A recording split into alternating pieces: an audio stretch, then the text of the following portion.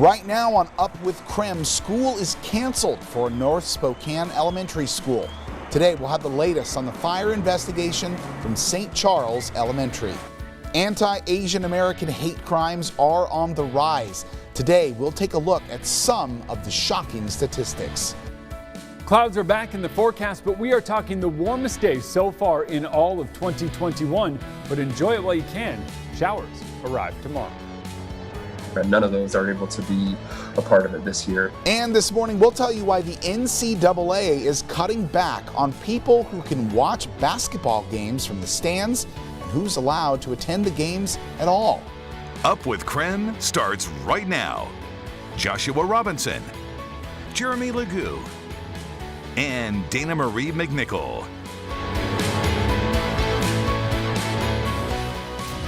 It is just hitting 6 o'clock. We begin with breaking news this morning. An early morning fire has burned through the majority of St. Charles Elementary School in North Spokane. School is now canceled. We do want to thank you for joining us here on Up with KREM.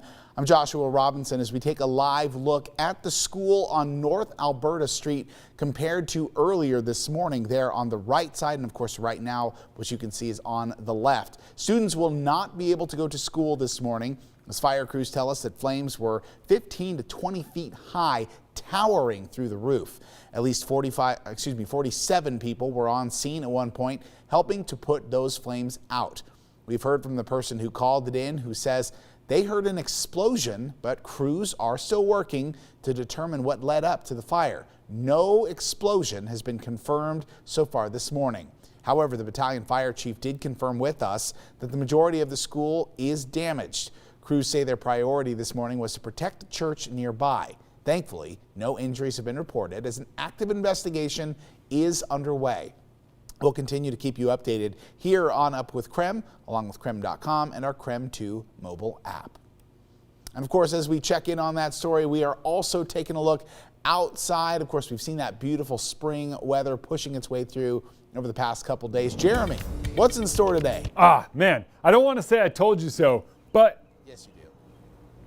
Told you so. You totally do want to tell us so. I do. Yeah. I told you so. 37 degrees is our current temperatures. We did drop a bit, and it's likely we are going to drop a little more as the sun comes up. On the horizon right now, I can kind of see the outline of some of those hills off to our west. So the sun is working its way up, but we are still about an hour away from that officially rising. And so temperatures are likely going to drop a bit more. We're now down to 34 degrees in Coeur d'Alene, 32 there in Sandpoint, and 35 over in Moses Lake. So temperatures are going to drop a little bit more, and we do have those clouds still moving in from the south, but for now it is going to be a nice sunny kind of sunrise. If you're, say, 90 north, we'll draw that line for you here, and that's going to be the case if we head through the day. Well, we are going to head through the day, so it's going to be a mix of clouds and sun as temps rise today. Overnight, though, our next round of showers does work its way into the inland northwest, but in the meantime, expect things to stay dry, expect a few more clouds in the sky, and expect the warmest day so far in 2021.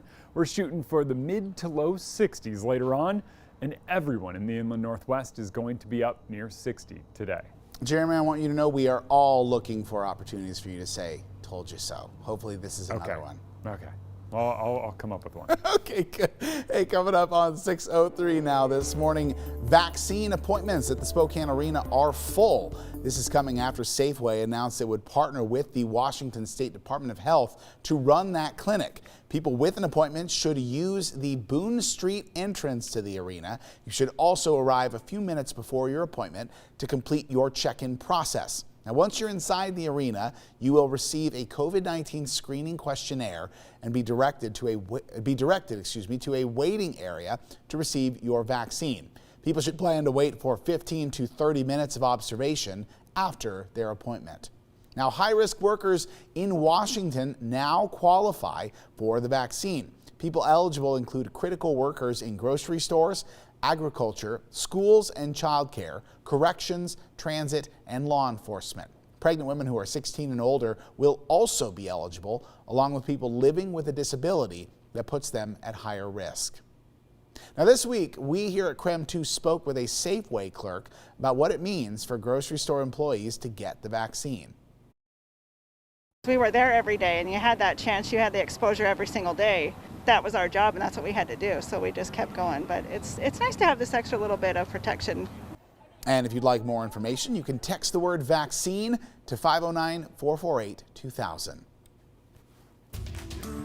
Drop it! Drop it! Drop the gun!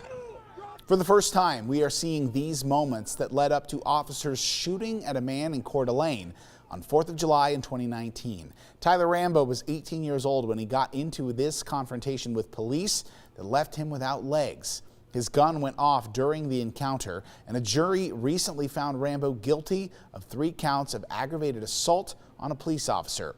Rambo's mother says she believes the video you are seeing proves he's innocent. Now, Nicole Ellis, Rambo's mother, showed us this footage, which was played in court during her son's trial. She says the video clips are from the defense attorney, who says the full video was not shown in court.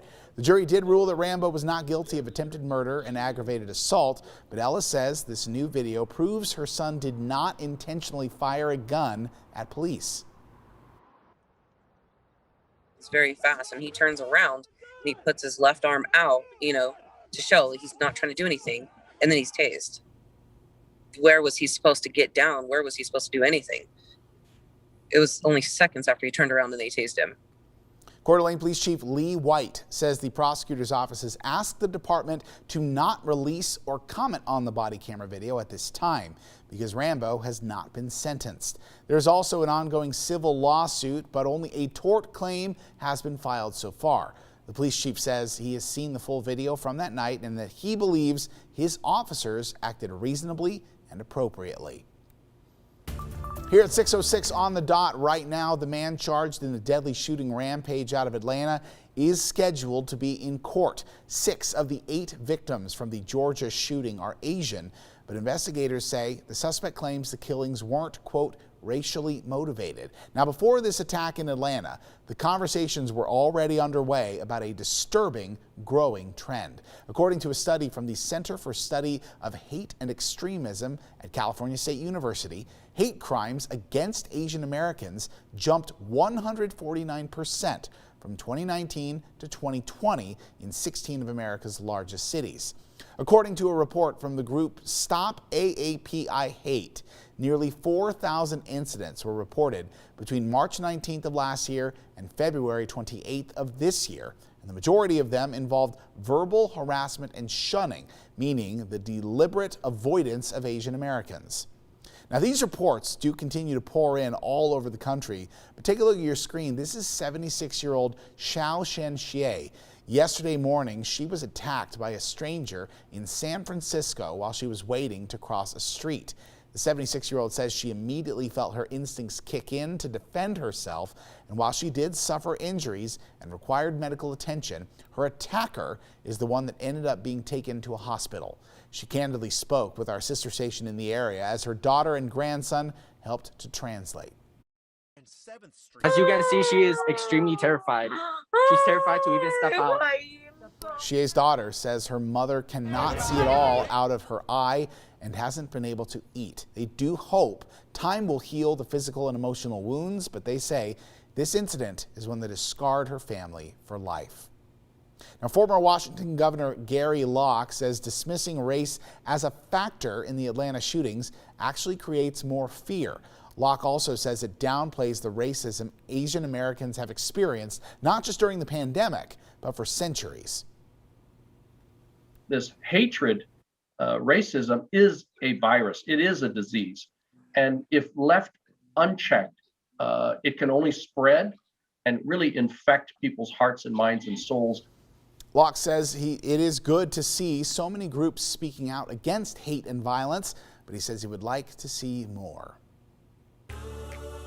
Here at 6:08, time for your morning rush. More news in less time. Washington State could soon have a new emergency hotline.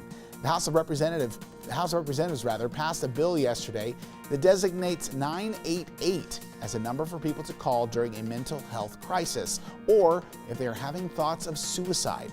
The bill now goes to the Senate for further consideration. Heads up if you have studded tires, the deadline to remove them is coming up fast. Washington DOT says all studded tires must be removed by the end of the day on March 31st. Starting April 1st, drivers with studded tires could face a fine of $136. Now, WSDOT is not extending the studded tire deadline this year, but crews will continue to monitor roads and will work to clear any late season snow or ice. U.S. and Canadian officials have announced they plan to do a little spring cleaning to help eradicate Asian giant hornets. The first nest turned up last year in Whatcom County, and soon 1,500 new traps will go up across that county, with even more planned for British Columbia. So to me, hanging a trap actually protects you. It lets you know that there's something in the area and contains it in such a way that you could then call either Paul or myself and we can do something about it.